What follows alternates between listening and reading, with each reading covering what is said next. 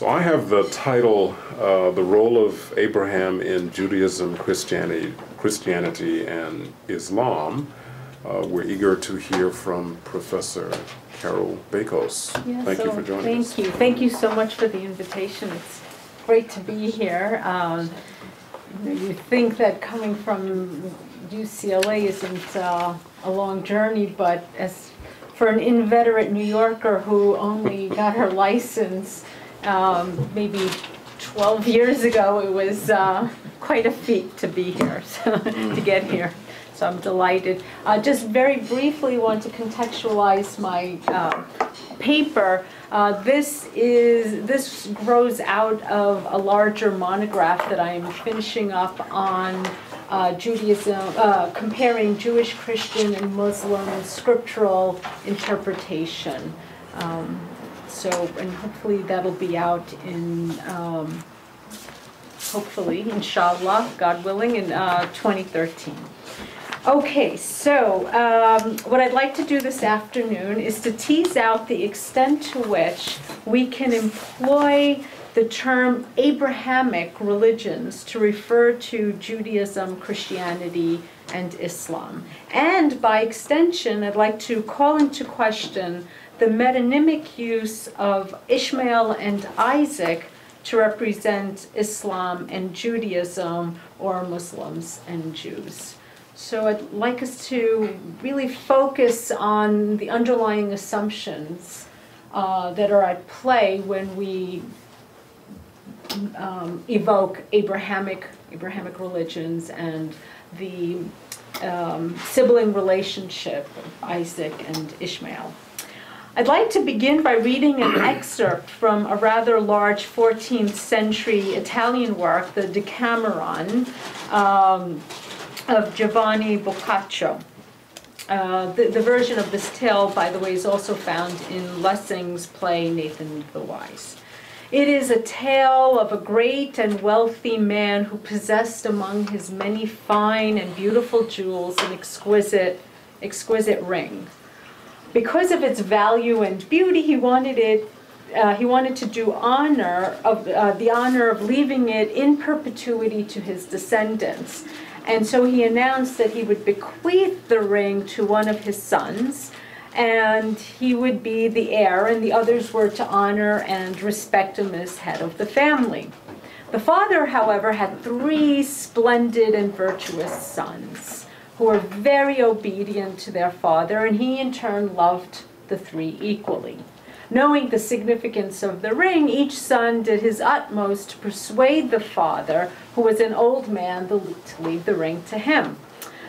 The good old man, who loved all 3 equally and was unable to decide which of them should inherit the ring, resolved, having promised it to each, to try to please them all. So he secretly commissioned a master craftsman to make 2 rings, which were so like the first that the man who made them could barely distinguish them from the original. And when he was dying, the father took each of his sons aside and in turn gave the ring to each. After their father's death, the 3 sons desired to succeed to his title and estate, and each man denied the claims of the others, producing the ring to prove his case. But finding that the rings were so alike that it was impossible to tell them apart, the question of which of the sons was the true and rightful heir remained in abeyance and has never been settled.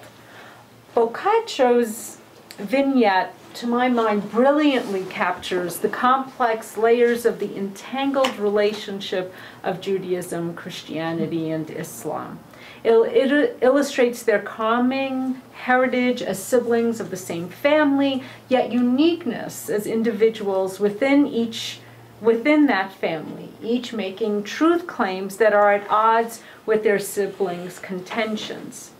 Over the past several years, the term Abrahamic religions has increasingly come to refer to Judaism, Christianity, and Islam, and thus gained purchase in various scholarly, pedagogical, and ecumenical circles. first developed among those committed to interreligious rapprochement in order to emphasize the common roots of the three religions. It is espoused by those who want to underscore the similarity among the three religions for ironic purposes. Their desire to underscore common spiritual rhythms, a shared scriptural heritage, and ethical teachings, I contest, obfuscates major differences and comes at the cost of traducing the traditions themselves to some degree. One need not search far and wide for examples of the proliferation of the use of the patriarch Abraham as an emblem of confraternity of religious and political communities. I'll just offer three. One instance is Abrahamic's vision, a conflict transformation organization that explores group and individual identities through experiential and political education. According to the website, the aim of this organization is as follows, and I quote, "By examining social relations within and between the Jewish, Muslim, Israeli, and Palestinian communities, we empower participants to practice just alternatives to the status quo." End of quote. Another is the Abraham Path Initiative, which organizes walking tours that, and I quote, "follow the footsteps of Abraham or Ibrahim through the Middle East," end of quote. By tracing his path, the organizers hope to provide journeyers with an opportunity to connect with people of all faiths and cultures. Again, quoting, "inviting us to remember our common origins, to respect our cultural differences, and to recognize our shared humanity," end of quote. Moving from the religious to the political, let us take the Abraham Fund, a nonprofit organization aspiring to advance a cohesive, secure, and just Israeli society by promoting policies based on innovative social models and by conducting large-scale social change initiatives, advocacy, and public education, end of quote. These organizations take as their starting point the notion that Abraham is the progenitor, be it of the Jews and Palestinians, Jews and Arabs, or Jews, Christians, and Muslims. And in the case of the Abraham Path Initiative, he is the forebearer of all peoples and cultures. The beloved ancestor Abraham, the monotheist who rails against idolatry and obeys the will of the one true God, the father of a multitude of nations, is pressed in the service of promoting goodwill among divergent political and religious groups. And here I use the term divergent intentionally because the assumption is that Abraham, or that which is Abrahamic, is a common point of origination. But is he? It is true that among the families of religions, one cannot overlook Judaism, Christianity, and Islam's striking resemblance. Theirs is a monotheistic, omnipotent, omniscient creator God who reveals God's self in history, and in the future will judge the righteous and the wicked accordingly. They share a scriptural heritage, engage in similar practices, and espouse a two-pronged ethical system based on one's relationship to God and fellow creatures. To take the metaphor of family resemblances further, in a family of three siblings, traits shared by two may not be shared by a third. So too, for example, daily prayer is obligatory in Judaism and Islam, but not in Christianity. Or the same trait found in all three manifests itself uniquely in each, such that we know that they are from the same family, but at the same time we marvel at the lack of resemblance. So too with Judaism, Christianity, and Islam. Central to all three is a belief in one true God, but articulation of God's attributes is manifestly distinct in each religion. The common scriptural heritage, the bedrock of each religion, as well as similar beliefs and practices, are given unique expressions such that which is common is at once different. The very familial feature that permits comparison is that which demands contrast. And what better illustration of this than the ever-pervasive Abrahamic taxonomy, which draws attention to a common scriptural narrative of origins, yet at the same time distorts each tradition and propagates an assumption about the particular role Abraham plays within Judaism, Christianity, and Islam. While there might be some advantages to using Abrahamic, the term is nonetheless highly problematic and requires critical consideration. I'm not arguing that we should just throw the term out. What I'm arguing is that we recognize that it's problematic and that we give it critical consideration. After all, each religion is more than Abrahamic. Judaism, according to Yvonne Sherwood, Judaism is also Mosaic, Davidic, and rabbinic. The Prophet Muhammad repeats some of the actions of Ibrahim, but takes the center of the new religion elsewhere, both chronologically and geographically. And in Christianity, Jesus is the line of Abraham. Jesus in the line of Abraham is also more and better than Abraham, right? In Hebrews 7. Before Abraham, Jesus was or is, John 8:58. To what extent, then, is Abrahamic a useful analytical tool for interrogating Judaism, Christianity, and Islam's complex relationship as a family of religions? Through the personage of Abraham, we are introduced to a new conception of the divine, the one and only God who has called his people to worship him. While one can appreciate the impulse to accentuate the shared origins of Judaism, Christianity, and Islam, it should not come at the expense of a more refined understanding of the particular role Abraham plays in each religion, or at the devaluation of the complexity of how religious systems evolve and the role historical exigencies play in that process. Two more or less concomitant trends have contributed to the use of Abrahamic. One is the re-evaluation of descriptive categories such as Western monotheisms, and the other is the attempt to underscore nodes of commonality between Judaism, Christianity, and Islam, which, as I mentioned, has its origins in ecumenism, but has also taken hold in academic arenas. Judaism, Christianity, and Islam are commonly referred to as monotheisms, or the Western monotheistic traditions, as opposed to the Eastern religious traditions. In an effort to avoid misguided assumptions that these are the only three monotheisms and that they are practiced only in the West, scholars have suggested alternative nomenclature.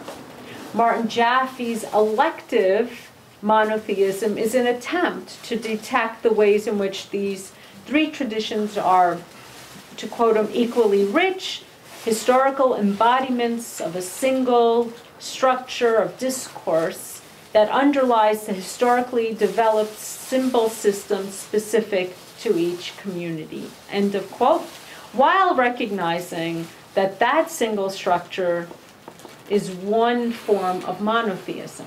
According to Jaffe, elective monotheism makes specific claims about a specific creator God who desires, and I quote, to summon from out of the human mass a unique community established in his name, and the desire of that community to serve God in love and obedience by responding to his call, end of quote.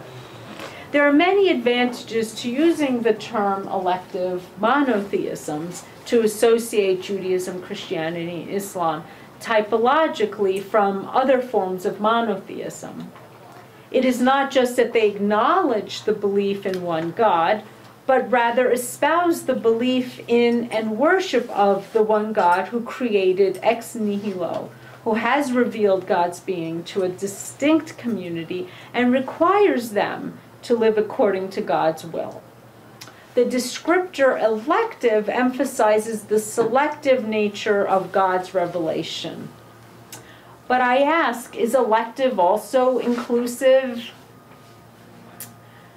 The shift in nomenclature from monotheisms to Abrahamic is also a byproduct of interfaith dialogue and a desire for greater cooperation among faith communities. It's worth noting, as Sidney Griffith writes, while Western thinkers in recent times have thus made much of the Quran's idea of the religion of Abraham, Milat Ibrahim, and of its potential as a theological foundation for dialogue between Muslims and Christians, the Christian writers in Syriac and Arabic who lived in the world of Islam in the heyday of its classical culture, by way of contrast, made use of the Abraham theme largely to highlight the clash between Christian and Muslim theologies. As Alon Gershon Gottstein avers, and I quote, the designation Abrahamic emerges carrying within it the suggestion not only of a shared story, but also of an ideal, harmonious relationship that should be that should characterize adherents of the three faiths emanating, as it were, from a common branch. End of quote. And as John Levinson observes, reference to Father Abraham gives one the impression that Abraham established one religion with three denominational variants, which is not the case. An impression that does not withstand historical scrutiny. Levinson furthermore writes, and I quote him, to the extent that Judaism, Christianity, and Islam are focused on the belief in that God and a proclamation of him to the world, we can indeed speak of Abrahamic religions, confraternity of three communities developed to the one God whose character was discovered and taught by their common revered antecedents. And to that extent, too, the appeal to Abraham as a source of commonality and kinship among these three groups makes eminent sense and can help defeat the widespread notion that strong religious communities can be a source only of division and discord, end of quote. So in Levinson's estimate, there is an extent to which the three traditions are Abrahamic. However, Gottstein comes to the opposite conclusion. In his article, Abraham and Abrahamic Religions in Contemporary Interreligious Discourse, he probes the hidden assumptions and the problems attendant upon the use of Abrahamic. According to him, Abrahamic does not resort to any significant factual basis that could describe the description. The term, in short, is vacuous and distorting. I maintain that while the term is distorting and problematic, Gershon Gottstein's position is itself a bit distorted in that it ignores the shared notion that Abraham worshipped the one true God over and against his father's and his people's idolatry in Mesopotamia. These three traditions present Abraham as a believer in the one, as I keep mentioning, the one true creator God, and at the same time, each tradition casts Abraham in another light, such that he's also the father of a nation for Jews, the father of believers in Christ for Christians, and a model Muslim in the Islamic tradition. His role is fashioned by and fosters particular beliefs and traditions of each monotheistic tradition that rub against one another. So Abraham's role in each tradition is both significant and significantly different. In Judaism, he is the father of a people to whom God makes an everlasting exclusive covenant. In Genesis 17, God makes known to Abraham that he will make a covenant with him and his descendants, between you and your seed, verse 7. An everlasting covenant. But it is not with all his descendants, not with Ishmael, not with the children of Keturah, but with Isaac, Yitzchak, verse 21. He is the first of three Jewish patriarchs, Abraham, Isaac, and Jacob, invoked throughout Jewish history. Whereas he is the father of the Jewish people, in Christianity, he is the father of all who believe. His descendants are not biological, but spiritual. His family is that of believers. Abraham's descendants inherit the covenant, but they are not Israelites alone, but those who, like Abraham, are believers. Not just believers, however, in the one true God, but believers in Jesus. Those who have faith merit salvation and inherit the covenantal promise. Furthermore, the seed of Abraham, sperma in Greek, zera in Hebrew, is Christ Jesus, for through him the nations receive a blessing, Genesis 22:18. Thus we read in Romans 4:16, therefore the promise comes by faith, so that it may be by grace and may be guaranteed to all of Abraham's offspring, not only those who are of the law, but also to those who have the faith of Abraham. He is the father of us all, end of quote. And in Islam, while he is a model of faith and piety in the Quran, in extra scriptural sources, he is also the father of all prophets and messengers. It is important to draw attention to the fact that in Islam, Abraham is not a father of a community, the Ummah, or Yisrael, as in Judaism. Although he's considered the father of the Arab people through his son Ishmael, not all Muslims are descendants of Ishmael. In fact, as Islam expanded into the Persian region, Persians, as a way of distinguishing themselves from Arab Muslims, evoked Isaac as their forefather.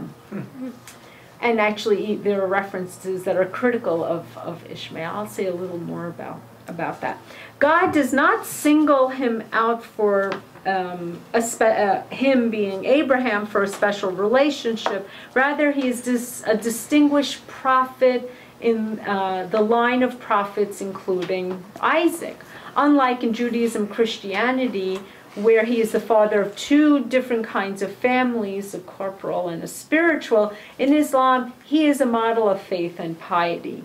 According to the Quran, he is neither a Christian nor a Jew, but rather an upright man who surrendered to the will of God, a Hanif, a true monotheist. Abraham was neither Jew, and I'm quoting Surah 3:67, Abraham was neither Jew nor Christian, but was one who turned away from all that is false, having surrendered himself unto God. And he was not of those who ascribe divinity to aught beside him. So, an important prophet in a long line of prophets leading up to and culminating with Muhammad, the seal of prophecy. Abraham is depicted as the ideal monotheist. Along with his son Ishmael, he builds the sacred sanctuary, the Kaaba, in Mecca, and in this sense, he is distinguished among the prophets in the Quran. Furthermore, Abraham exhorts his people that they must return to Milat Ibrahim, the religion of Abraham, which according to the Quran, the Jews and the Christians have distorted.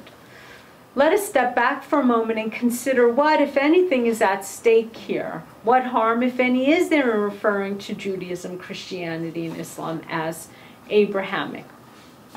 Well, now it seems to me more than ever it is necessary for us to consider the same threads that run through the three traditions, but we must do so always bearing in mind that the threads are woven within each tradition uniquely, mixing and mingling with other threads in order to fashion a fabric that, while possessing similar colors and patterns, is not the same. This is the challenge of situating the three traditions together. For the very fact we speak of them in the same breath tells us that there is what to compare and what to contrast.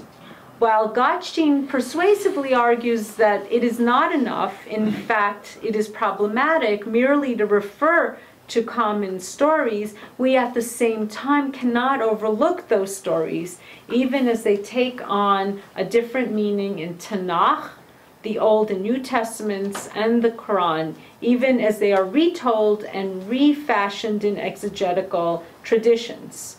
We must acknowledge that if we want to emphasize the differences among these traditions, we can readily do so. And so too if we want to emphasize the nodes of commonality, yet never at the cost of recognizing that both bonds and divisions exist at the very heart of what we deem Abrahamic. Now, more than ever, we need to explore the ways in which the three traditions converge and diverge. But more importantly, we must do so in a critical, sensitive, responsible, and meaningful manner. It is important to recognize assumptions common to these traditions. Yet, rather than featuring an essential element Abrahamic, yet at the same time, rather than featuring an essential element Abrahamic, elevates an exceptional feature, the recognition that is of Abraham as a spiritual personality. But the role Abrahamic plays in each tradition is different, and that significant difference is potentially clouded when we employ the descriptor Abrahamic. So one of my goals of this discussion this afternoon is to draw attention to the implications of the language we use and the illusions we conjure up in referring to three sibling religions. So if you'll indulge me just a few more minutes, I'd like to call attention to the use of Ishmael and Isaac, because it is related here. And I actually think this is I think this is territory that hasn't been as plowed as much as questioning the use of Abrahamic. One need not search far and wide to come across metonymic uses of Ishmael and Isaac. Either they represent Arabs and Jews, or Muslims and Jews, or Islam and Judaism. For since the medieval period, Ishmael is employed to represent Islam, and even today in media parlance, the Palestinians. More often than not, underlying this rhetoric is a real genuine desire to foster the notion of confraternity of religious and political communities, as in the case of Abrahamic. Yet at the same time, a relationship marked by strife is brought to the surface. The ironic intention behind the evocation of the biblical brothers ironically subverts the desideratum to bridge differences. Allusion to the biblical narrative whereby Abraham's firstborn son Ishmael is banished from his father's household, to say nothing of later Jewish and Christian depictions of him, is problematic and does little to further mutual understanding and appreciation.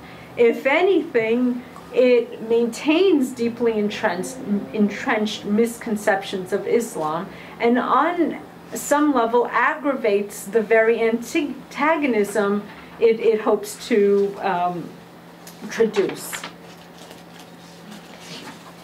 Throughout the centuries, Jewish and Christian exegetes have legitimized Sarah's demand to Abraham to cast out the Egyptian maidservant and her son, right, Ishmael. The request, by the way, aggrieved Abraham, so much so that God had to intervene and assure him that if he acquiesced to Sarah, Ishmael would nonetheless be saved. And he would also become a father of a nation, for he is also Abraham's seed. But is he also Abraham's son? But if he is also Abraham's son, not only his seed, but his firstborn, why did Sarah demand his expulsion? Jewish and Christian interpreters turn to verse 21:9, and Sarah saw the son of the maidservant Mitzachek playing. And they go to this for an explanation. Speculation as to what is meant by playing range from idol worship to fornicating, from shedding blood to abusing Isaac. Whatever the case may be, Jewish and Christian exegetical traditions justify his biblical exclusion from the immediate Abrahamic family, the family of the covenant. For Jews, God makes the covenant with Abraham's seed, as I mentioned before, Yitzchak, through Isaac, Jacob, and his descendants. Ishmael is part of and apart from the family of Abraham. While it is true he is also Abraham's son, and while it is also true that the biblical story does not portray him negatively, not at all, for most Jews and Christians he is cast in a less than favorable light. As a means to confront the swiftly emerging political forces in the Near East and to protest Islamic hegemony, the rabbis take swipes at Ishmael in post-7th century midrashim in biblical interpretations. In other words, there is a greater tendency in later rabbinic compilations to malign Ishmael. And one can surely understand the linkage between Islam and Ishmael in light of its initial emergence in the Hijaz and in light of Ishmael's important role in Islam. One of the working assumptions when using Ishmael to represent Islam is that Ishmael, not Isaac, plays a major role in Islam. That's a working assumption. And of course, to be sure, although the Quran does not explicitly identify Ishmael as the intended son for sacrifice, and despite the fact that some early Mufassirun, Quranic interpreters, consider Isaac the intended son, Muslims today believe that God asked Abraham to sacrifice Ishmael. Moreover, Abraham, along with Ishmael, built, as I mentioned before, the Kaaba. In the Islamic tradition, Ishmael is identified, furthermore, he's identified as a progenitor of Arabs and in turn with Islam. Yet, because Ishmael is also identified so strongly with Arabs, it is misleading to employ him as an emblem of Islam. For while most Arabs are Muslims, most Muslims are not Arabs. Moreover, in the Islamic tradition, both Isaac and Ishmael are considered prophets in the long line culminating with Abraham. Right? In Surah 2:113, Ishmael, along with Abraham and Isaac, are referred to as the fathers of Jacob. Unlike in Judaism and Christianity, which marginalize Ishmael and exclude him from the covenantal family of Abraham, in Islam, both are considered full members of Abraham's family. So while the sons of Abraham are understood as antipodes in Judaism and Christianity, generally speaking, this is not the case in Islam. Ishmael's role within Islam is as Rasul Allah, messenger of God, and as Nabi, prophet, as well as I mentioned before, progenitor of the Arab people. The Quran, however, envisages Abraham's role first and foremost as Abraham's son. The emphasis on genealogy in Islam developed over time, and then the biblical genealogy of Arabs became widely accepted. This is adduced in the charged exchange between Arabs and non-Arabs, the Ajami, or the Persians in Shu'ubiyya literature, the popularity of which That is, the literature is questionable, and this literature emerged in the 8th century.